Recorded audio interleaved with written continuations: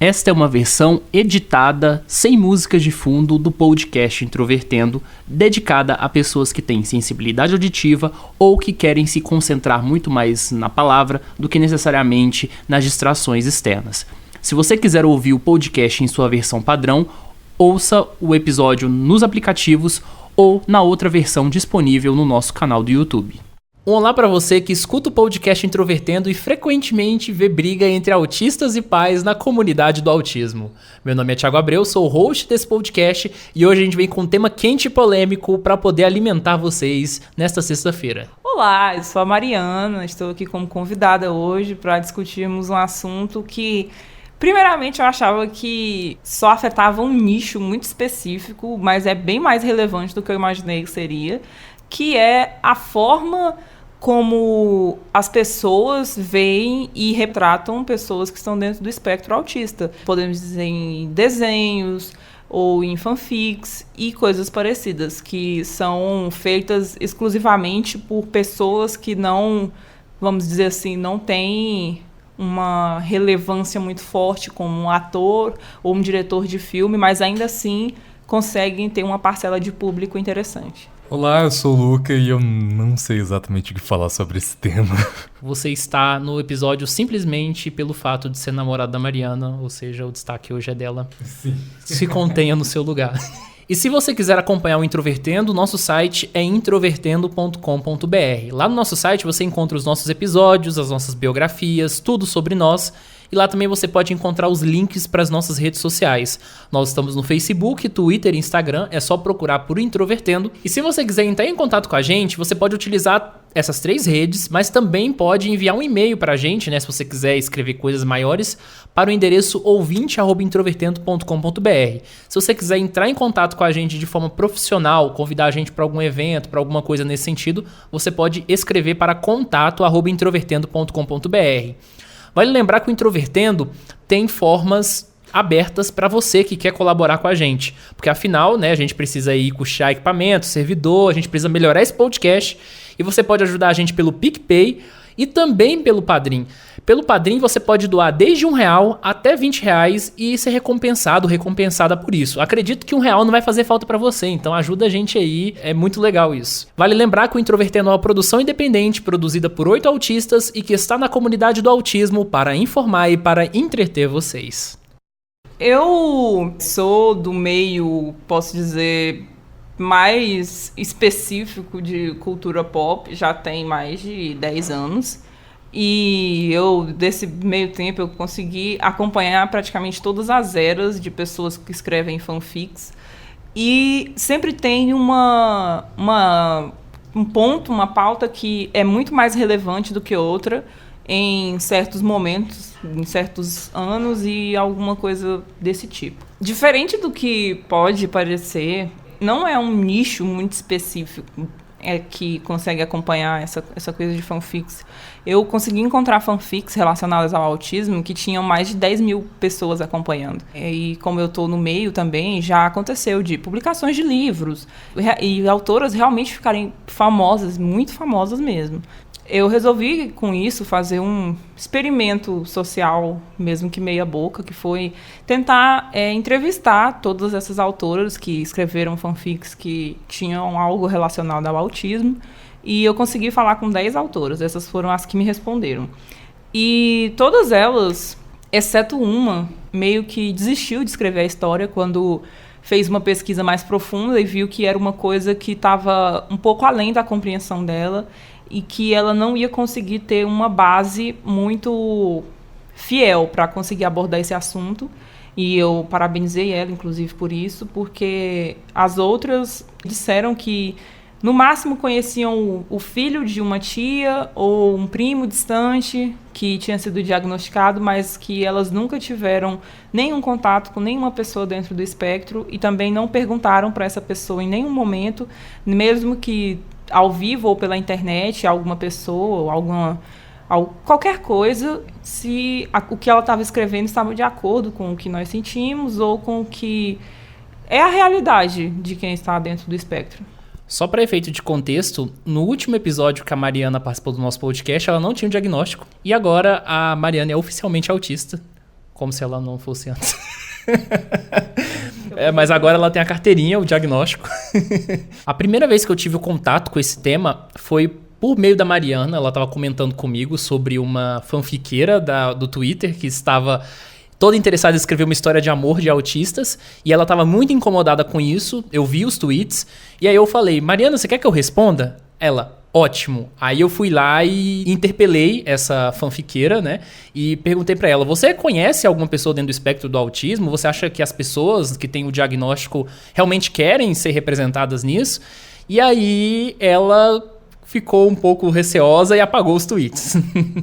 Lembrando que ela disse que a mãe dela trabalhava com crianças autistas. Então, pelas histórias que a mãe dela contava, ela sentia que tinha embasamento para conseguir escrever e retratar perfeitamente uma pessoa dentro do espectro. E bem, quando a gente fala sobre essas coisas, não dá pra fugir da temática da sexualidade. Nós já fizemos uma série aqui no Introvertendo, lá no início do nosso podcast, episódio 16. Nós falamos também de homossexualidade, bissexualidade. Nós queríamos falar de outras orientações sexuais, mas as pessoas que nós procuramos não queriam falar sobre a sua vida pessoal e nós respeitamos isso, então nós cancelamos a série, digamos assim. Mas de tempos em tempos, sempre a temática da sexualidade surge. E quando a gente fala de sexualidade no contexto de deficiência, é um desafio muito grande. Porque você tem duas formas de você ver a sexualidade na deficiência que são igualmente problemáticas. A primeira é de você enxergar pessoas com deficiência como pessoas que não têm sexualidade, que nunca vão ter uma vida sexual, como anjos azuis, como às vezes acontece dentro da comunidade do autismo. E vale lembrar que eu respeito os pais que usam isso, porque eu sei que tem uma questão de carinho pelos seus filhos, principalmente quando eles são crianças, mas isso ao longo da vida acaba se tornando um problema. E você tem um outro lado, que é pelo fato da pessoa ser uma pessoa com deficiência, ela se torna uma pessoa, entre aspas, exótica. E aí começa algumas pessoas hipersexualizarem essa pessoa. E nós não falamos ainda sobre a hipersexualização de pessoas com deficiência. Nesse contexto, existem os chamados devotees. Os devotees é um termo mais conhecido no exterior, principalmente nos países europeus, de pessoas que têm atração física, sexual por pessoas com deficiência, geralmente deficiência física, que são deficiências visíveis. A questão do devotee é muito polêmica porque, primeiro, você não tem uma delimitação muito clara se ser um devotee é um fetiche, no caso uma atração mesmo propriamente dita, ou se é uma parafilia sexual. Existe toda uma discussão nesse sentido. E nesse sentido, os devotees estão nessa zona cinza, que você não sabe o que é. Ao mesmo tempo, nessa relação entre devotees e pessoas com deficiência, você tem várias tensões. Tem pessoas com deficiência que apoiam os devotees, acham isso interessante porque a sexualidade da pessoa com deficiência é muito negada. Por outro lado, você tem pessoas com deficiência que se sentem extremamente incomodadas com o fato de você estar usando as suas redes sociais e aparecer uma pessoa aleatória querendo uma foto do seu pé amputado, do seu braço, ou de querer se relacionar com você por causa disso. E aí vem um longo desafio. Talvez uma pergunta que dá pra gente relacionar com o autismo é: até que ponto a deficiência significa você? Digamos assim, se a pessoa se atrai pela sua deficiência, ela está se atraindo juntamente com você ou ela está se atraindo só pela sua deficiência? Porque dentro da comunidade do autismo, por exemplo, a gente tem uma discussão sobre o que é o autismo. Tem autistas que advogam que o autismo faz parte da identidade de alguém. Então, se você se atrai por um autista por causa do autismo, você está se atraindo pela pessoa, segundo essa ótica? Ou o autismo é uma parte do indivíduo, mas não significa ele? Então é uma questão filosófica que a gente não tem respostas aqui e não é do nosso interesse resolver essa questão, tá? Fica esse debate aí para vocês comentarem. Mas eu só estou falando isso para a gente enxergar o problema, o nível do desafio que a gente tem quando a gente fala sobre sexualidade na deficiência. E aí eu queria fazer um link com um episódio que a gente fez não há muito tempo atrás, que foi uma entrevista com o Victor Mendonça. O Victor Mendonça provavelmente é uma das principais figuras em termos de autistas ativistas no Brasil que a gente tem hoje. É um jornalista, mora em Minas Gerais, e ele fez uma revelação muito legal, que eu particularmente, assim, eu me senti honrado, que ele falou pela primeira vez sobre a sexualidade dele exatamente nessa conversa que a gente teve aqui no podcast. E depois ele publicou um texto que me chamou muita atenção, que é sobre a questão do interesse das pessoas na vida sexual de autistas. Essa pressão social que muitas vezes é construída não só com autistas, mas pessoas comuns. E uma coisa que sempre me incomodou é que nos eventos de autismo, principalmente quando eu vejo autistas palestrando, autistas falando sobre as suas vivências, porque foram convidados para isso, rolam algumas perguntas que não seriam perguntadas para pessoas comuns. Então, por exemplo, você namora? Tem gente que até que pergunta vida sexual. E aí eu fico pensando, se fosse uma pessoa comum, se fosse uma pessoa não autista, será que perguntariam isso? Por que esse tesão pela vida pessoal das pessoas dentro do espectro do autismo? Ao mesmo tempo, autistas não são vítimas, não são inocentes, não são, né, esses anjos que nunca vão ter uma vida sexual. Então a gente tem esse dilema. Autistas devem ser desejados sexualmente. Mas até que ponto esse desejo é saudável? Mesmo quando eu não tinha o meu diagnóstico, eu também percebia como somente uma pessoa tímida, que eu sempre fui uma pessoa muito reservada em questão de vida pessoal e todas essas coisas. Eu sempre percebia um interesse muito massivo das pessoas na minha vida sexual, na minha vida amorosa. Isso desde que eu tinha mais ou menos uns 10, 11 anos. Já aconteceu isso várias vezes, das pessoas chegarem na minha mãe, perguntarem se eu era autista, perguntarem se eu tinha namoradinho, se eu tinha amigo na escola, se eu gostava de algum menino. Isso sempre me incomodou demais. Já aconteceu também, depois que eu comecei a namorar com o Luca, de pessoas perguntarem sobre a nossa vida sexual. Coisas que vão muito além de perguntas, assim, que eu posso dizer que são perguntas que ficam na superfície, sabe? Eram pessoas pedindo detalhes da nossa vida sexual e coisas parecidas, assim. Coisas que não têm realmente influência nenhuma em nenhum tipo de conversa, a não ser fetichização. São dois extremos. Ou as pessoas acham que nós somos canonizados, somos praticamente amigos. Já teve pessoas que falaram que nós éramos como irmãos. Ou então as pessoas terem nós dois como simples objetos sexuais. A primeira vez que a Mariana me contou sobre essas questões do relacionamento dela com o Luca me deixaram particularmente chocado, porque eu conheço vários autistas que têm relacionamentos, tanto homens quanto mulheres, e muitos deles se relacionam com pessoas comuns, né? E esses relacionamentos são relacionamentos muitas vezes atípicos, mas há uma camada de respeito das outras pessoas. Mas no caso deles, que são um casal de pessoas dentro do espectro, você consegue perceber mais claramente o nível de pressão social que as pessoas fazem, né, nesse sentido. E quando eu falei dos devotees, eu preciso fazer uma observação que os devotees eles são ligados a deficiências visíveis. Mas no contexto das deficiências invisíveis, você também tem muitos problemas. Porque uma pessoa que está dentro do espectro do autismo, ela possui uma série de características, uma série de dificuldades que envolvem, inclusive, uma falta de habilidades sociais em várias questões. Enfim, uma menor flexibilidade frente às situações sociais. Então, é muito difícil você disfarçar que você é autista. Você pode ter um julgamento muito bom sobre você mesmo e achar que você está arrasando nas relações sociais a ponto de se manter camuflado, mas provavelmente uma pessoa que convive muito com você deve discordar dessa sua visão. Você não é tão habilidoso ou tão habilidosa quanto você acha que você é. Então, quando a gente fala sobre isso, existem muitas coisas na vida social que a gente não consegue perceber. E eu acho que a questão da vida sexual é uma pressão muito grande a qual nós estamos exercidos. Eu acho que grande parte da questão da fetichização do autismo vem do estigma que a pessoa que tem Asperger, ela tem o bom autismo. As pessoas sempre pensam que uma pessoa que tem síndrome de Asperger, uma pessoa que tem autismo leve, ela simplesmente é tímida ou ela simplesmente tem esse ou aquele sintoma, mas são coisas assim que eu simplesmente não consigo explicar para uma pessoa neuroatípica as coisas que eu sinto.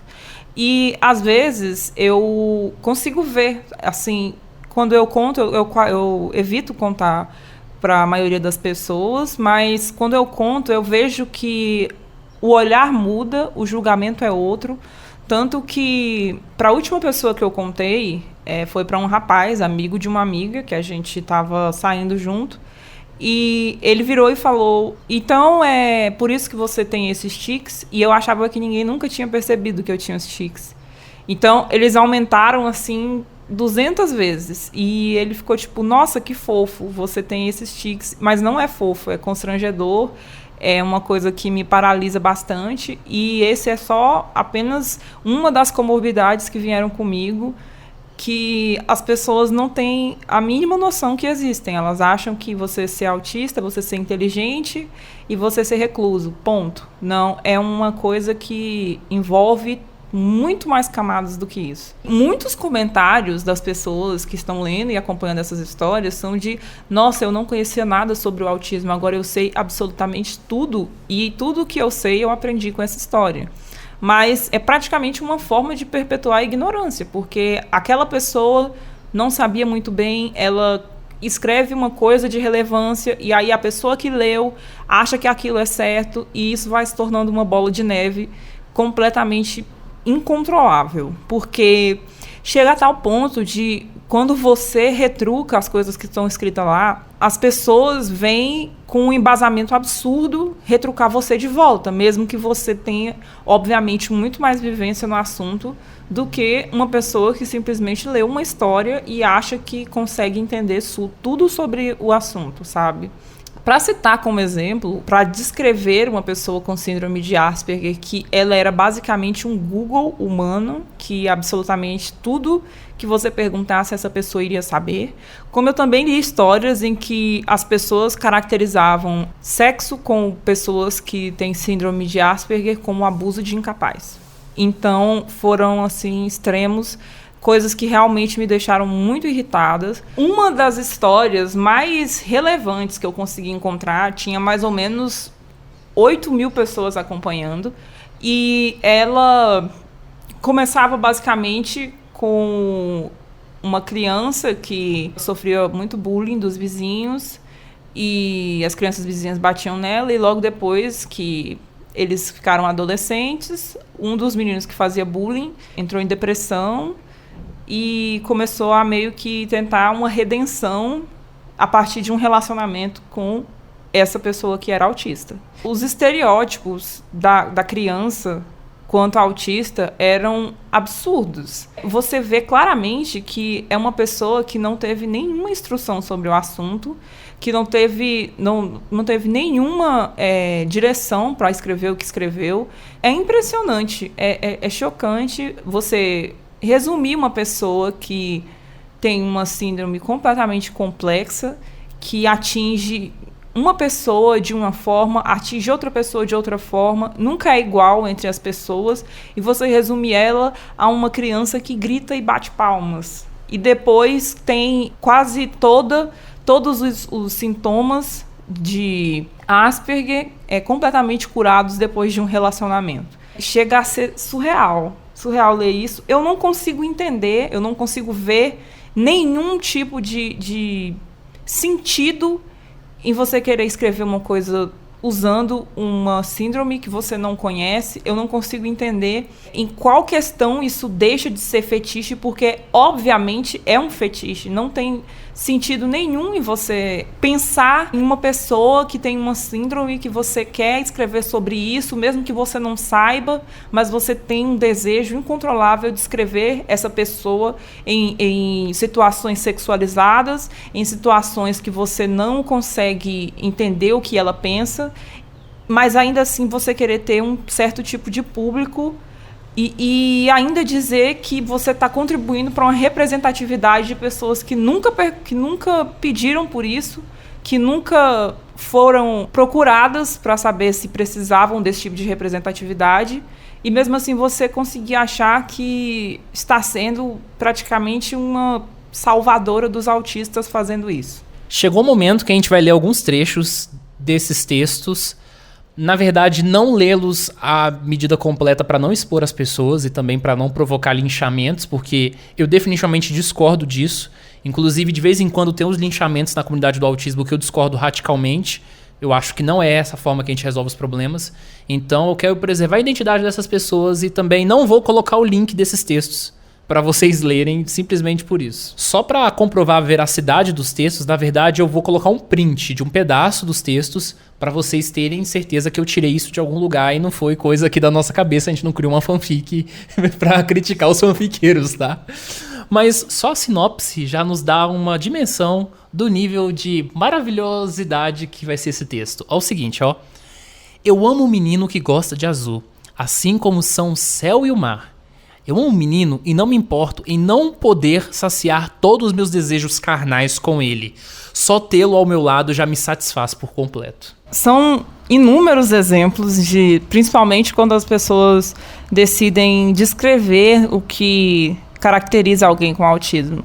Como, por exemplo, essa descrição que diz que o personagem era autista e ele não sabia se comportar perante as outras pessoas, pois sempre evitava ficar perto delas. Ele sabia que, às vezes, poderia ter um comportamento destrutivo e estranho, tão estranho que até ele mesmo ficava espantado. E diz também, no mesmo parágrafo, que a única forma que ele conseguia para as pessoas entenderem o que ele queria falar era gritando e agitando os braços, o que, mesmo na sua condição, ele tinha total noção do quão humilhante era. E essa questão de que autistas são pessoas agressivas é um dos maiores mitos do autismo, na verdade. Quando uma pessoa dentro do espectro ela tem comportamento agressivo, na verdade, você tem que identificar quais são as coisas que estão tornando essa pessoa, né, uma prática agressiva. Essas pessoas não são agressivas por natureza.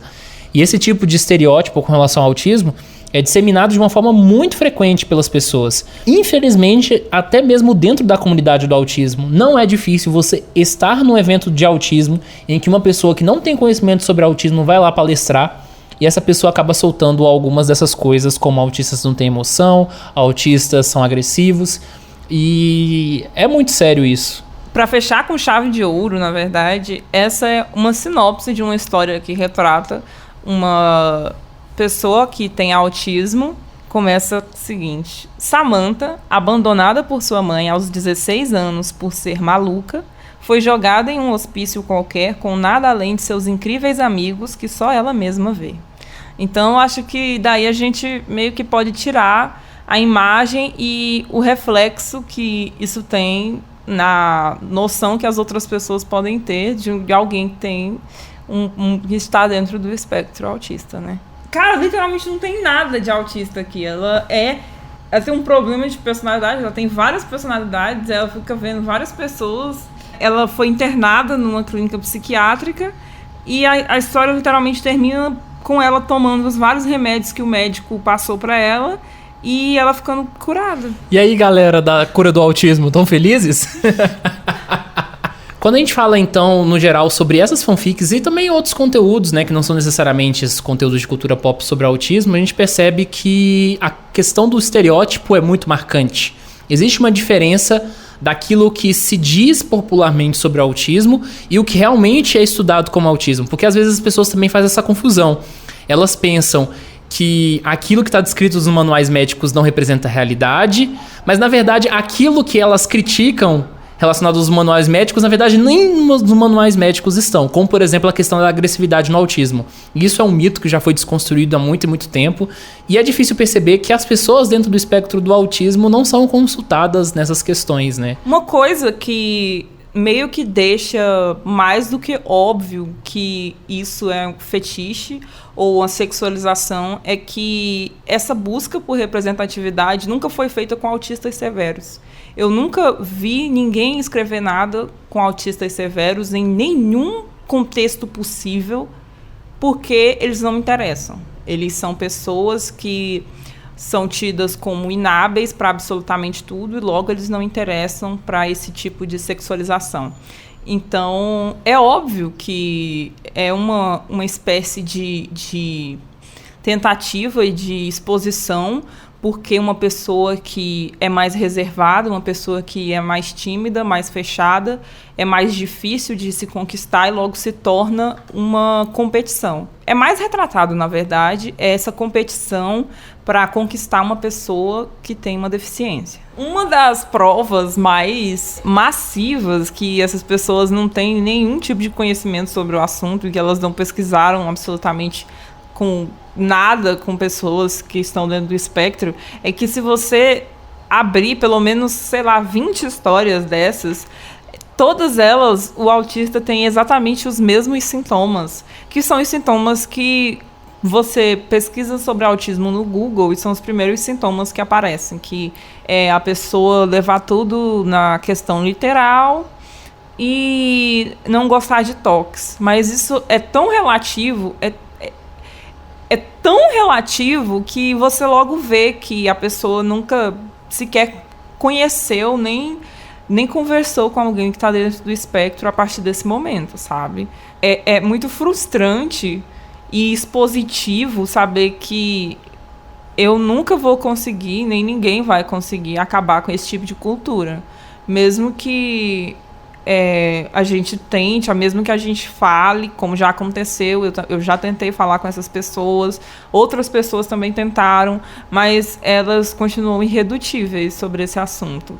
E assim como teve uma era que a síndrome do pânico era mais retratada, teve uma era que eram as pessoas bipolares, ou as pessoas esquizofrênicas, ou as pessoas psicopatas. Eu acho que isso deixa mais na cara ainda que é um fetiche, que são pessoas que são inalcançáveis para quem escreve e que se tornam material para exposição da mais podre possível. Quem me acompanha e provavelmente acompanha outras pessoas que falam sobre autismo e que são diagnosticadas sabem que eu, particularmente, não sou uma pessoa que compra muita briga dentro da comunidade. Existem pessoas muito mais treteiras do que eu, que criam briga com outros autistas, com pais, etc. E eu definitivamente não me identifico, mas tem um tema que realmente me incomoda, é esse, porque eu percebo que as pessoas que não têm conhecimento sobre autismo e elas falam sobre autismo alegando que elas estão fazendo um bem para a comunidade, para trazer conscientização, na verdade, elas estão muito mais para satisfazer o próprio ego, né?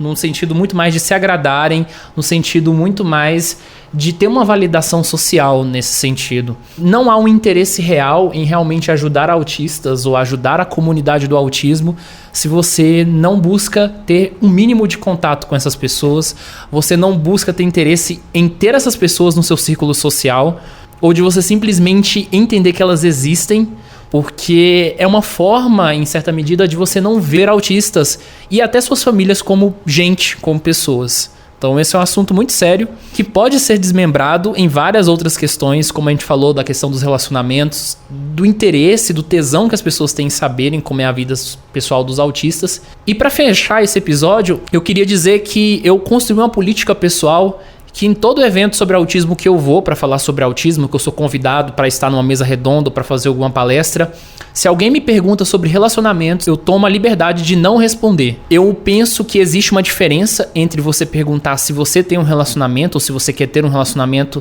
de uma pergunta, por exemplo, de qual é a sua visão sobre relacionamentos, porque eu acho que o meu interesse em ter relacionamentos ou não é algo que vai ajudar outras pessoas dentro do espectro, as suas famílias de entenderem seus filhos, mas talvez a minha visão geral sobre relacionamentos pode ajudar. Então eu acho que às vezes há uma má formulação de perguntas e para evitar mal-estar eu tenho evitado responder isso. E eu falo isso de uma forma bastante respeitosa, mas eu já vi gente da comunidade do autismo com mais raiva e que chuta logo a porta. Então eu estou fazendo de tudo para não queimar cartucho nesse sentido e não ficar irritado, para não ser um futuro pistola quando o assunto são essas coisas. Por fim, eu realmente espero, mesmo que seja uma esperança vaga, que essas pessoas tentem se conscientizar, pelo menos a não reproduzir esse tipo de conteúdo. Você, para ser uma pessoa que nos apoia, você não precisa mostrar esse tipo de posicionamento. Ele não é necessário, ele não é relevante positivamente e ele nos desagrada no geral. Então, o que eu espero seja, assim, só que você converse. Apenas converse. Tem muito mais pessoas no espectro autista ao seu redor do que você imagina. Então, não custa nada você conversar com essa pessoa. Mesmo que você não consiga entender o que ela passa, você escutar e ter respeito pelo relato dela já é muito bom. E se você que é pai, mãe, ou às vezes um autista ou uma autista que seja estudioso, estudiosa, não se sentiu convencido sobre a seriedade desse assunto, eu só queria completar esse episódio dizendo o seguinte: tem uma fanfic aqui que eu acabei de ler que diz que aba é tortura. Então, se você é pai ou mãe e trabalha aba com seu filho, ou se você é autista e ama análise do comportamento, aparentemente tem um fanfiqueiro, uma fanfiqueira, falando que vocês são torturadores. Então, assim, é algo muito sério a se lidar. Era só isso mesmo, tá, gente? Tchau. Meu Deus, nenhuma mulher se chama Otávia. Otávias ficaram insultadas.